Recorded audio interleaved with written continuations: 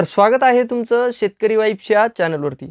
तर लाडकी बहीण योजना या योजनेअंतर्गत जो आदिवासी घटक आहे या घटकातील जे लाभार्थी आहेत आता त्यांच्यासाठी निधी उपलब्ध झालेला आहे आणि हा निधी वितरित करण्याबाबत जी आर आलेला आहे। तर या जी-आर मधून आपण पाहणार आहोत की या लाभार्थ्यांसाठी किती निधी उपलब्ध झालेला आहे व याची वाटप करण्याची प्रोसेस काय आहे याविषयीची माहिती। तर चला मग आता आपण पाहूया।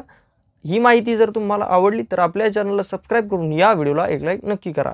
पाहू शकता हा आहे तो जी-आर आणि या जी-आरचा विषय मुख्यमंत्री माझी लाडकी बहीण या योजनेअंतर्गत निधी वितरित करण्याबाबत आणि हा जी-आर 1 जुलै 2025 रोजीचा आहे। त्याबरोबर येथे तुम्ही प्रस्तावना पाहू शकता। ही प्रस्तावना झाल्याच्या नंतर येथे शासन निर्णय देण्यात आलेला आहे। या शासन निर्णयामध्ये या वितरणाविषयीची माहिती देण्यात आलेली आहे।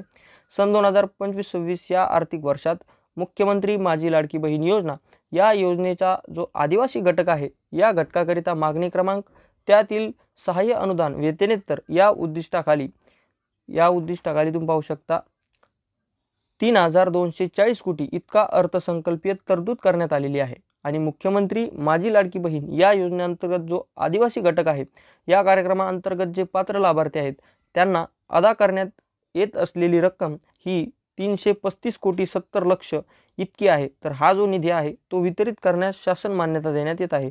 तर सदर अनुदान हे सशर्त अनुदान आहे। तर अशा प्रकारची माहिती या जी-आर मध्ये देण्यात आलेली आहे की मुख्यमंत्री माझी लाडकी बहीण या योजनेअंतर्गत जो आदिवासी घटक आहे त्या घटकातील जे पात्र लाभार्थी आहेत त्यांच्यासाठी निधी हा उपलब्ध झालेला आहे आणि हा निधी अशा प्रकारे त्यांना वितरित करण्यास या शासन निर्णयाने मान्यता देखील देण्यात आलेली आहे। तर ही होती माहिती याविषयीची सविस्तर।